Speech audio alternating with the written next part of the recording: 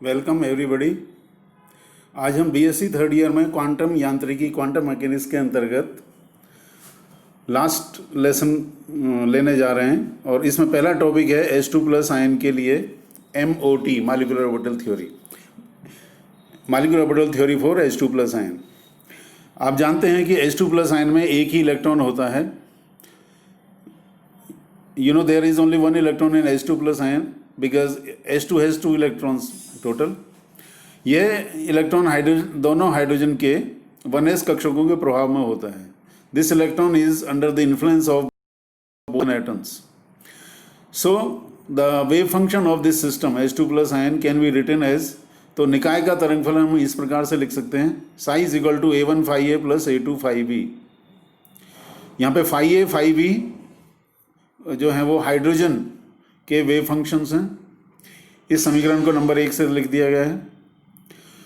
तो अब दोनों कक्षक समान योगदान करते हैं, you know it, both the orbitals contribute equally, therefore इनका जो जोड़ होगा A1 square plus A2 square, ये तो एक होगा ही होगा नॉर्मलाइज कंडीशन की वजह से, क्योंकि योगदान बराबर करते हैं। तो A1 square is equal to A2 square is equal to 1/2 हो जाएगा। तो ऐसा करने पर आपके पास दो सेट ऑफ वैल्यूज आएंगी। A1 is equal to 1/√2 and A2 is also 1/√2। Also A1 1/√2 and A2 is equal to -1/√2 भी हो सकती है, क्योंकि A2 स्क्वायर यदि 1/2 है तो A2 भी दो वैल्यू रख सकता है, 1/√2 और -1/√2। हालांकि ये बात A1 पे भी लागू होती थी, लेकिन यदि हम A1 और A2 को दोनों ही माइनस कर देते हैं तो वो सिस्टम वही हो जाएगा जब A1 और A2 दोनों ही पॉजिटिव थे। तो इसलिए हम एक सेट तो लेते हैं जब दोनों पॉजिटिव हो, और एक सेट लेते हैं जब एक पॉजिटिव और एक नेगेटिव हो। चाहे आप चाहें तो A1 को नेगेटिव और A2 को पॉजिटिव कर सकते हैं, इट इज़ योर विश। ठीक है, तो दो सेट ऑफ वैल्यूज़ आ गई हैं A1 A2 की। तो इस प्रकार जब हम इसको समीकरण 1 में रखते हैं तो दो प्रकार की पॉसिबिलिटी वेव फंक्शन की बन रही हैं। psi1 is equal to 1/√2 phi A plus 1/√2 phi B हो गया, और psi2 is equal to 1/√2 phi A minus 1/√2 phi B हो गया। ये दो सेट से मिल गई। ये पहला वाला जो जिसमें प्लस है ये बंदी कक्षक के लिए है, जो हम आगे पढ़ेंगे। बॉन्डिंग ऑर्बिटल के लिए ये प्लस है, और माइनस जो है आबंदी कक्षक के लिए है। ओके, तो ये एमओ का कंसेप्ट भी है कि भाई जितने एटॉमिक ऑर्बिटल कंबाइन करते हैं उतने ही मॉलिक्यूलर ऑर्बिटल बनने भी चाहिए। ये जो psi1 और psi2 हैं ये psi से ही ओरिजिनेट हुए हैं, और ये मॉलिक्यूलर ऑर्बिटल्स ही हैं H2+ आयन के लिए। उसको एमओ डायग्राम से इस तरह से दिखा रखा है। ये दोनों तरफ हाइड्रोजन हैं और 1s ऑर्बिटल इनके हैं जो कंट्रीब्यूट कर रहे हैं, और एक ही इलेक्ट्रॉन, क्योंकि आप जानते हो H2 में तो दो इलेक्ट्रॉन होते थे, लेकिन प्लस आयन बनने के बाद एक ही रह गया, और वो नीचे वाला जो ऑर्बिटल है psi1 उसमें ही रह जाएगा। और इस तरह से बॉन्ड ऑर्डर निकालेंगे तो ये 1/2 आएगा, क्योंकि bonding electron minus anti bonding electron divide by 2 होता है। इस तरह से H2+ आयन से हमने आपको बताया कि बॉन्डिंग और एंटी बॉन्डिंग किस तरह से इनका मीनिंग होता है। तो अब बंदी तथा आबंदी कक्षकों में अंतर भी हमने यहाँ पे टेबुलेट कर रखा है। Difference between bonding and anti bonding orbitals, ये आप लोअर क्लासेस से पढ़ते भी आ रहे हो, लेकिन आपके अभी भी थर्ड ईयर के कोर्स में है तो आपको अभी भी तैयारी करनी होगी। बहुत ही सिंपल है। फर्स्ट जो डिफरेंस है, ये परमाणु कक्षकों के योगात्मक प्रभाव से बनते हैं for bonding orbitals. These orbitals are formed by the additive effect of atomic orbitals, जबकि आबंधी या एंटी बॉन्डिंग ऑर्बिटल में इसी के करस्पॉन्डिंग है कि ये कक्षक परमाणुीय कक्षकों के अंतर से बनते हैं। These orbitals are formed by the subtractive influence of the atomic orbitals. Second जो अंतर है, इनकी ऊर्जा परमाणुिक कक्षकों की ऊर्जा से कम होती है बॉन्डिंग ऑर्बिटल्स के लिए। The energy of bonding orbitals is lesser than the energy of combining atomic orbitals, जबकि आबंदी कक्षकों में इसके लिए है कि इनकी ऊर्जा परमाणुिक कक्षकों की ऊर्जा से अधिक होती है।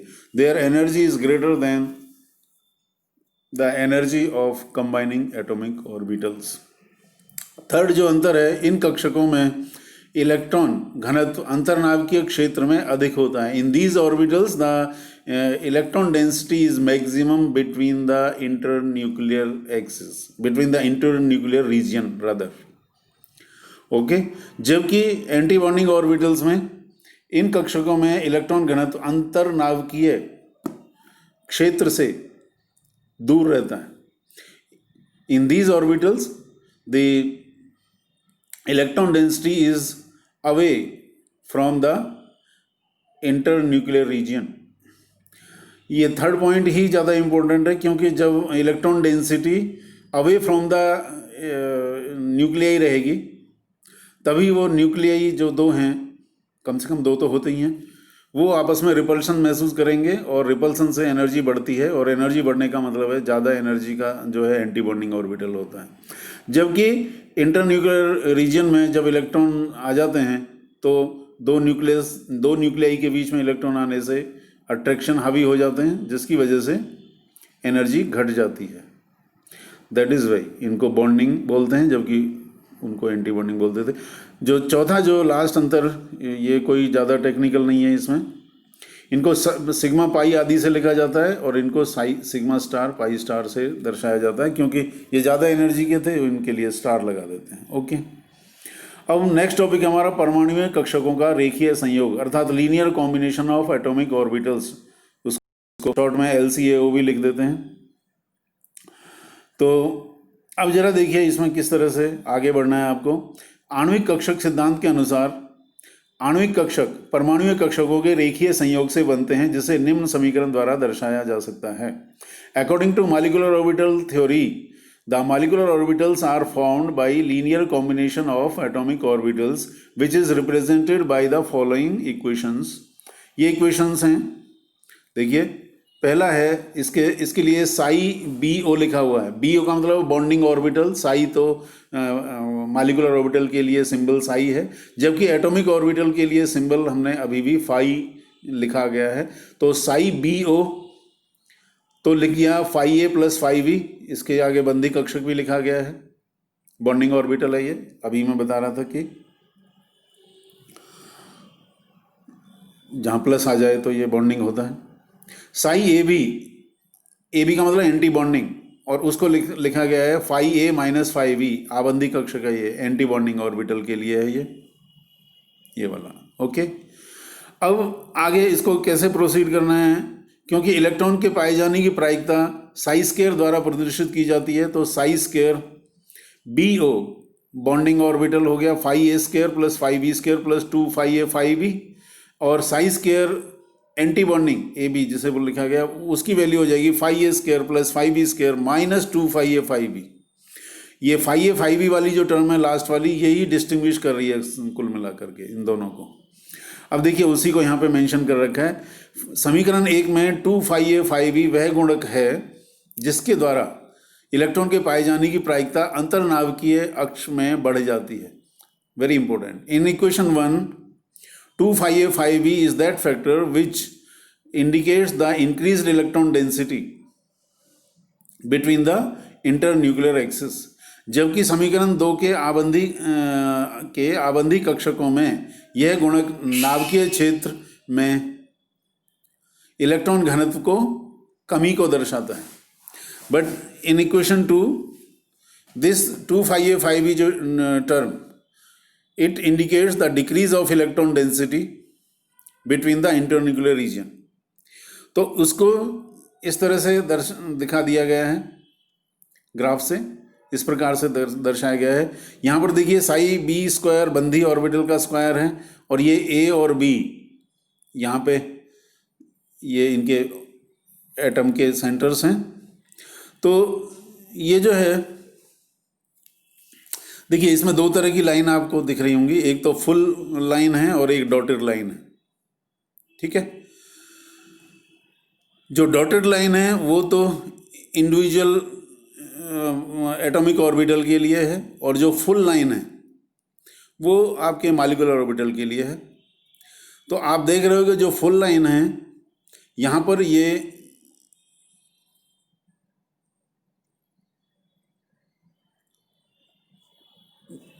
फुल लाइन जो है वो इस तरह से ऊपर जाकर के ये ऊपर से ही बंद हो जाती है। इसका मतलब है दो एटम्स ए और बी के बीच में इलेक्ट्रॉन घनत्व, इलेक्ट्रॉन डेंसिटी बढ़ गई है। जबकि एंटी बॉन्डिंग ऑर्बिटल का के स्क्वायर का यदि हम उसी तरह का प्लॉट खींचें तो हम देख पाएंगे कि यहाँ पर जो फुल लाइन का जो डायग्राम है वो नीचे तक आया है। नीचे तक आने का अर्थ ये है कि यहाँ पर ये जो बीच में जो रीजन है इसमें इलेक्ट्रॉन डेंसिटी 0 है।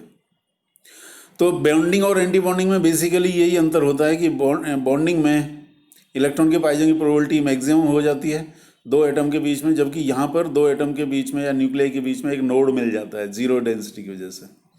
सो ये सब आपको LCO से इसको समझाया जा सकता था। बस इतना ही करना है आपको। LCO में आए तो आणविक कक्षकों के बनने की शर्तें, conditions for formation of molecular orbitals. तो फर्स्ट है कि आणविक कक्ष के प्रति परमाणु कक्षक की सममिति एक समान होनी चाहिए। The symmetry of the atomic orbital should be similar along the molecular axis. यदि नहीं होगी, सिमेट्री एक जैसी नहीं होगी, तो ये कंबाइन नहीं करेंगे। दूसरा है परमाणु कक्षकों की ऊर्जा समान या लगभग समान होनी चाहिए। The atomic orbital should have similar energy और एग्जैक्टली सेम एनर्जी, तभी ये MO बना सकते हैं। थर्ड जो है परमाणु कक्षों के मध्य अतिव्यापन अधिक होना चाहिए। मॉलिक्यूलर ऑर्बिटल तभी बनेगा जब उनके बीच में अतिव्यापन ज़्यादा हो। That is there should be maximum overlapping between the atomic orbitals so that they can form molecular orbitals. ठीक है। अब VBT का मतलब वैलेंस बॉन्ड थ्योरी व MOT का मतलब मॉलिक्यूलर ऑर्बिटल थ्योरी के मध्य तुलना का मतलब है comparison between valence bond theory and molecular orbital theory. Comparison में आपको दोनों चीज़ बतानी होती हैं, उन दोनों में क्या तो समानताएं हैं और क्या उसमें अंतर हैं। तो पहले हम समानता या सिमिलरिटी के बारे में बात करते हैं। फर्स्ट इज दोनों सिद्धांत सहसंयोजक बंध की व्याख्या करते हैं। Both the theories whether it is VBT और MOT they explain the formation of covalent bond. Second, दोनों सिद्धांत मानते हैं कि सहसंयोजक बंध के लिए कक्षकों का अतिव्यापन आवश्यक है। बोथ दी थ्योरीज बिलीव और incorporate that it is both the theories believe that the overlapping of atomic orbital is necessary condition for the formation of covalent bond. Third समानता क्या है? दोनों सिद्धांत सहसंयोजक बंध के दिशात्मक होने की पुष्टि करते हैं। Both the theories describe the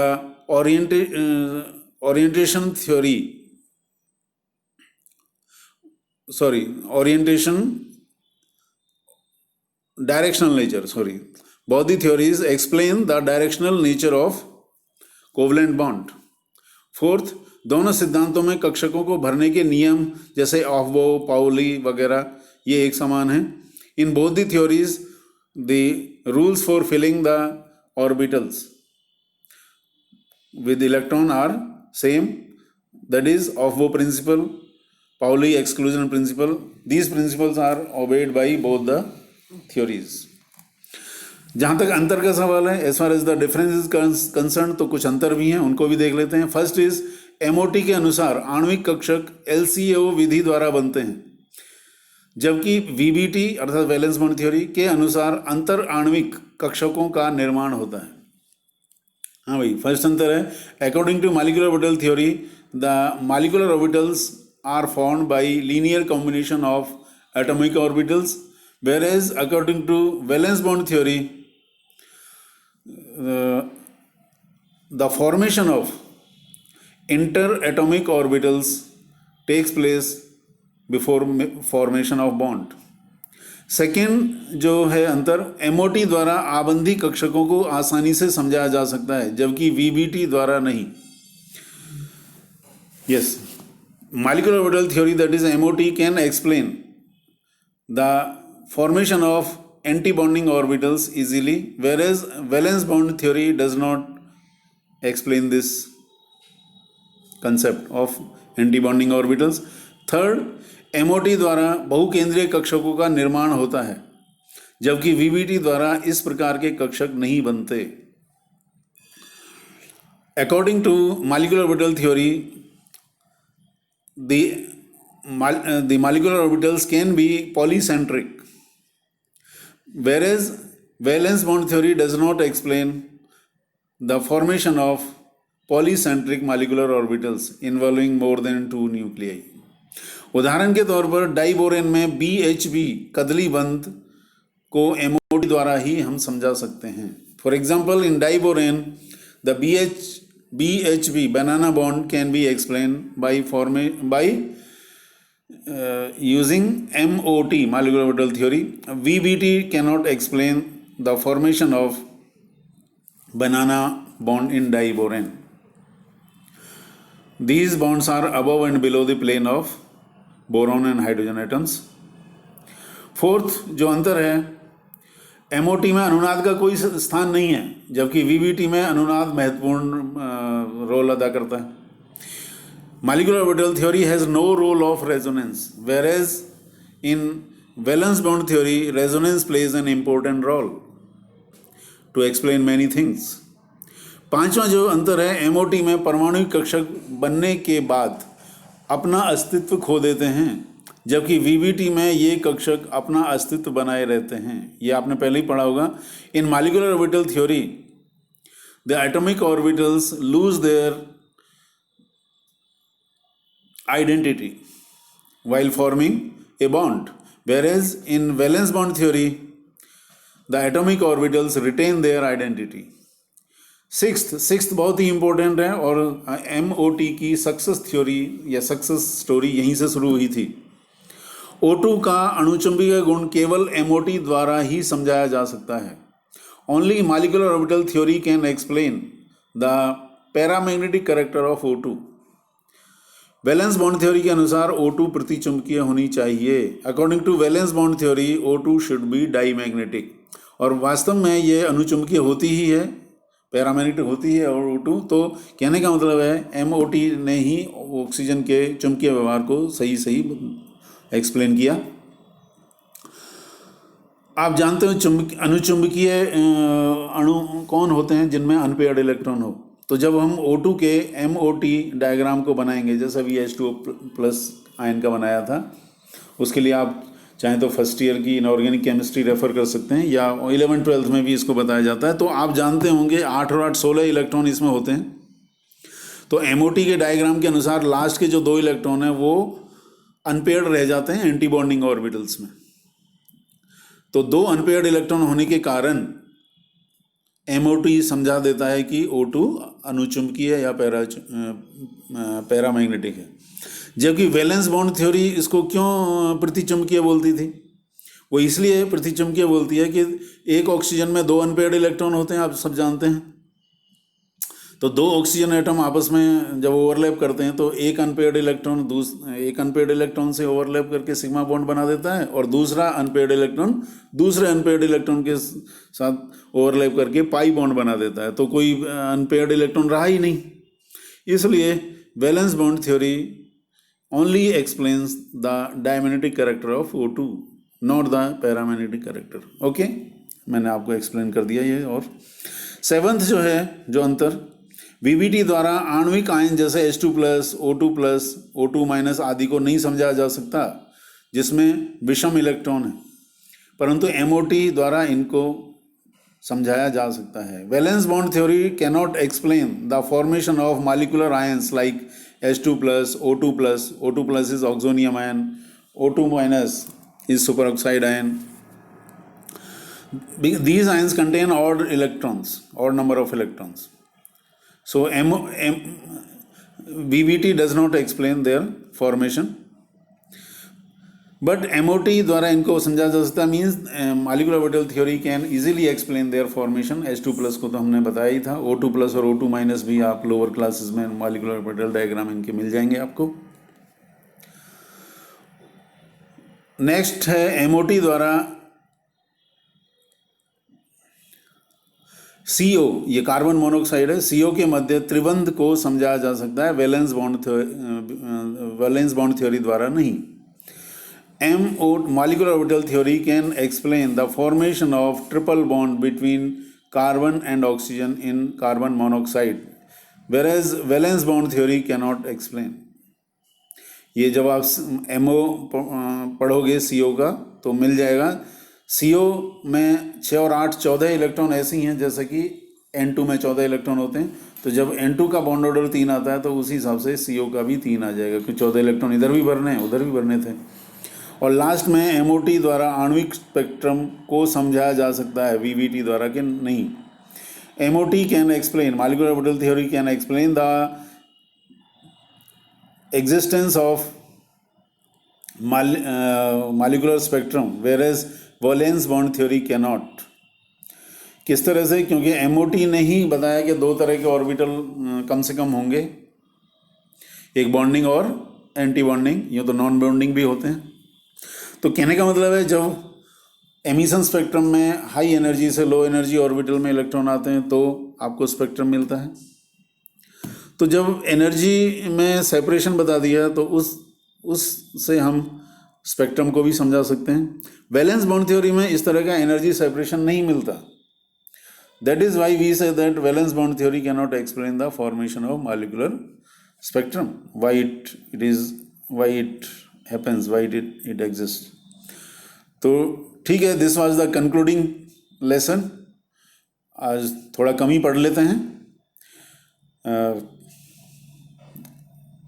good luck and bye.